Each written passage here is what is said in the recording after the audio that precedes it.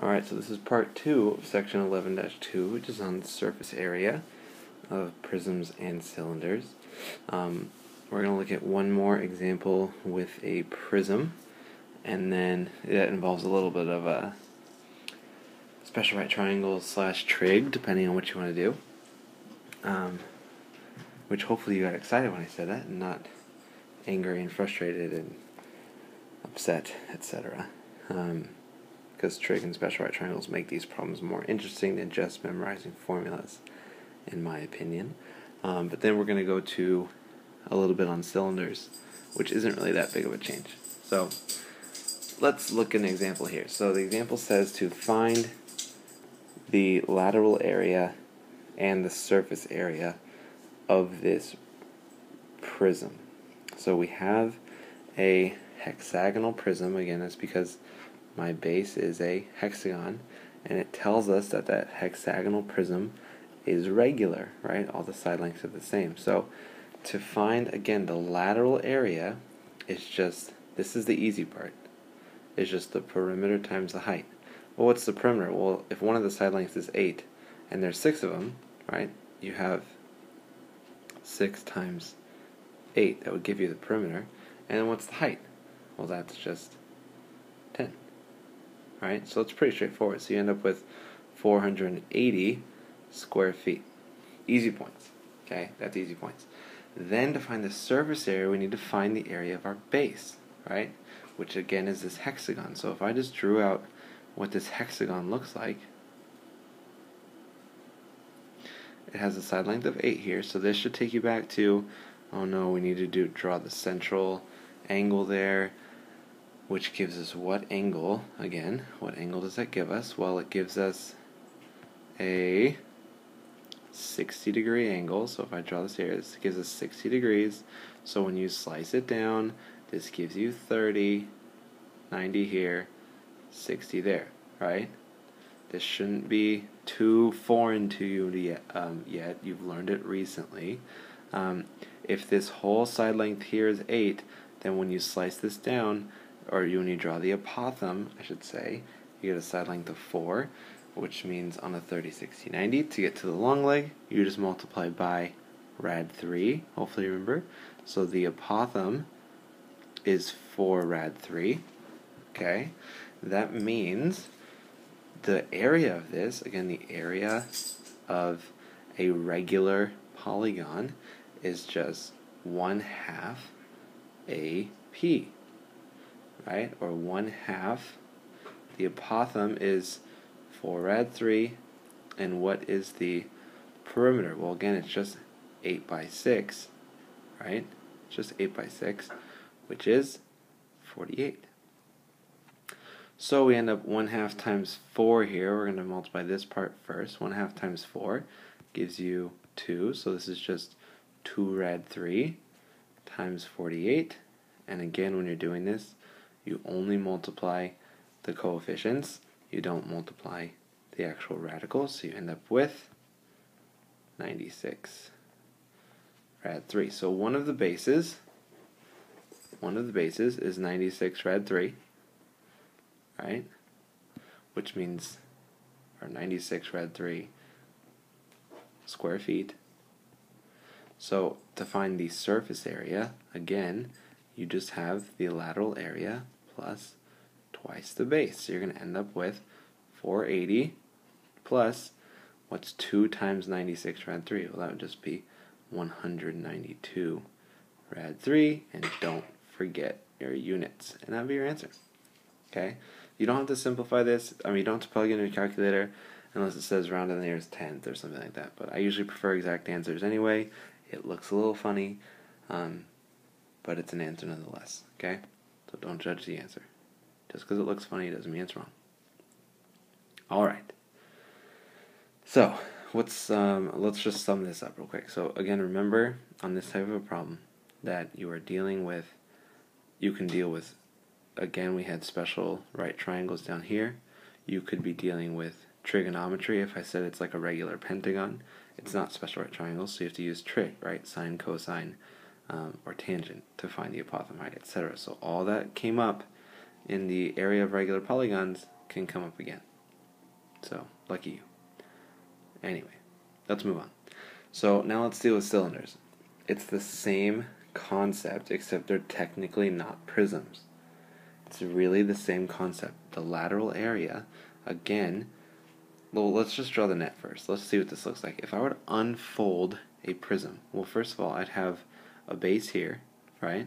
And I'd have a base down here. So I'd have two bases, right?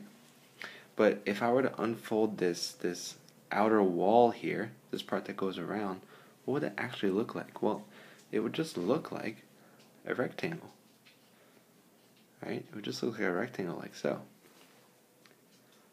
And if you don't believe me, go find a cylinder and tear it apart. See what happens. Okay? I promise you, it looks like a rectangle. I promise. Anyway, how do we... or let's see, how would you find the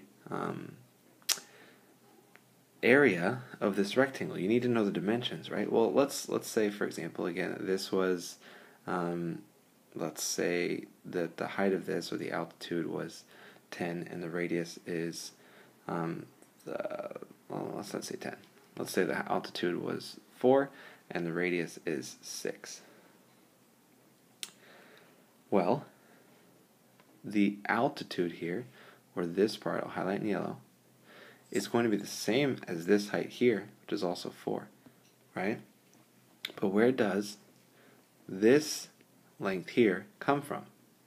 Well, if you unfold this, if you actually do it, you'll notice that it's just this unwrapped, right? It's just that unwrapped, which is what do we call this part of a circle here? That's just called the circumference. So this part here is just the circumference, which is 2 pi r, right? Which in this case would be 12 pi, right? So the rectangle is still, it's still talking about the area of the walls, so we still call it the lateral area, right? The lateral area in this case is just the perimeter times the height, but what's the perimeter called with a circle? It's called the circumference times the height, or in other words, 2 pi r h, right? So that's the lateral area. This blue rectangle is the lateral area, right, which would give you 12 pi, that's 2 pi r, times 4, which gives you 48 pi, right? So this part in here, this blue rectangle, which is the lateral area, gives you 48 pi. Well, the bases are just circles. That should be pretty straightforward, right? The bases are just pi r squared, which is what? We have the radius is 6, so it's pi times 6 squared, which is 36 pi, right? So the entire area here, let me give you some space so you can see this, the entire surface area. So again, lateral area is here. The surface area is the lateral area plus twice the base, right? Plus twice the base. So I know that this is 2 pi r h plus 2 times, what's the base again? It's just pi r squared, right? So in this case, I'm going to get 48 pi plus 36 pi is one base, which means 72 pi is both bases combined. And when you add those up, you end up with 48 plus 72 gives you 120 pi.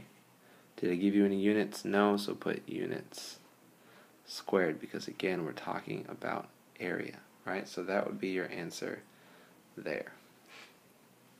And notice, just a quick reminder, the work can get a little messy, which means you better box your answers in your class. Whether you're in my class or not, box your answers so your teacher doesn't want to lecture you the next day, because that's really frustrating if you don't. Okay, so again, same concept. Surface area is just the lateral area plus twice the base. The lateral area is still the perimeter times the height, except now we call it the circumference, because the perimeter of a circle is called circumference. Not too different. So, I could tell you to find the lateral area and the surface area here. Well, the lateral area is just looking at the area of the outer walls, right? The outer walls there. So not the circles on top, just the outer walls. Well, again, it's the height, right? You can't really see that color. It's the height times the circumference of this circle, right? The height times the circumference, so we can call it PH or CH, right? But what's the circumference? It's 2 pi r, and then times the height. Do we know the radius yet? Well, no. We know that the diameter here, assuming it goes to the center, the diameter here is 10, so we end up with, the diameter is 20, so the radius is 10. We end up with the circumference itself being 20 pi, and the height is 10. So the lateral area would be 200 pi square centimeters. Right? So that's first answer. Okay? Then we're looking for the area of the base, because we need to find the area of the base in order to find the surface area. So the area of the base is just pi r squared, which is pi times 10 squared, which is 100 pi. So the surface area is just the lateral area plus 2 bases, which is 200 pi, plus, if one base is 100, 2 bases makes 200, which gives us an answer of 400 pi. Make sure you put your units, square centimeters, and that would be your answer. Okay, so that's kind of how we piece that together. Shouldn't be too tricky. And that should be it. So, thanks for watching. And I'll see you guys soon. Bye, guys.